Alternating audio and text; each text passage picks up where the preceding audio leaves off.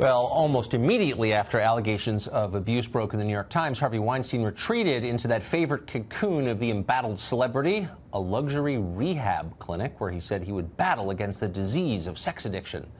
Doesn't seem to be going all that well from a treatment perspective. New reports say that Weinstein has been arriving late for therapy, falling asleep in sessions, even talking on a smuggled cell phone. Apparently, this disease is even worse than we could have imagined. Nell Daly is a psychotherapist.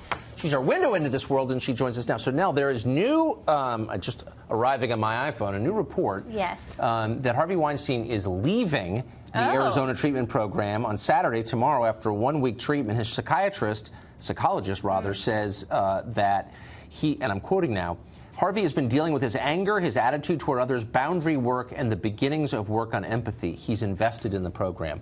Pardon me if I call BS on that. Am I too cynical? No, I would agree with you on that. I think 1 week is definitely not enough treatment time for someone who has been accused of what Harvey Weinstein's been accused of. So it sounds like this whole thing was a deeply cynical PR diversion. I mean, it could have been, right? We don't know. We don't know what his intentions were for actually going to treatment. I don't think he had very many options in terms of his PR. A lot of people who are wealthy and powerful will do something like this in order to avoid both legal action and try to rebuild their reputation.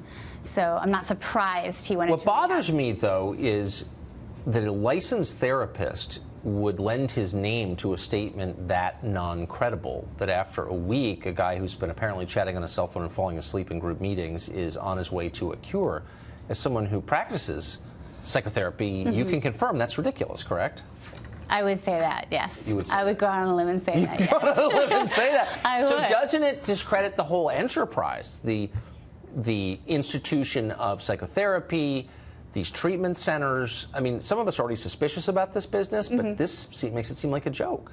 Well, the problem is that people who are accused, as he has been, of committing sexual crimes, what do we do with them in our society? So one of the things that we have to worry about is that they're going to commit these crimes again. So the reason for treatment programs is to hope that we can effect some sort of change so that when they come out of the treatment program, they're not a threat to the community. So, I mean, there are, of course, as with everything, many different levels. Totally. So there are people who are considered, abusive, who are abusive, but the root is their boorishness and their self-involvement. Right. And being drunk. Right. And there's a big difference between someone who has sexual addiction issues and someone who's actually a sexual offender. But if you're exposing yourself to strangers in restaurants, that does seem to cross a line into, like, compulsion. Well, compulsion and criminal activity. Well, of course. So I think that in this case in particular, what many people in the psychological community, many feminists want to see happen is he actually get prosecuted. And then if he is found guilty, and I know that the state of New York, Los Angeles, the police in Los Angeles, the police in London have opened up an investigation on him and even accusing him. There's been accusations that he's actually raped, some of these victims. Right. The hope is that he will get prosecuted, and if he's found guilty, go to jail. And then the question is, do we use taxpayers' money to have him get treatment in the prison system? Does it ever work? It's case-by-case basis. But my impression of the recidivism rate for sex offenders is extraordinarily high. Very high, very high. But the problem is that we can't lock people like this up in jail for life, if we can lock them up at all. So then what do? You have to give them some sort of Well, don't you age out of it? I mean, he's 65 years old. Isn't there a point in a man's life when he's just too tired to sexually harass? No, I'm serious. Yeah, I understand your question. The thing is that we can't come up with a sex offender profile. That's the one thing that we're having a hard time doing in the psychological community, because people who commit these crimes defy everything that we understand. It doesn't matter what age, what socioeconomic class. We can't quite pin down why people do this. The only thing that we do know is that the people who do commit sex crimes, 95% of them are men.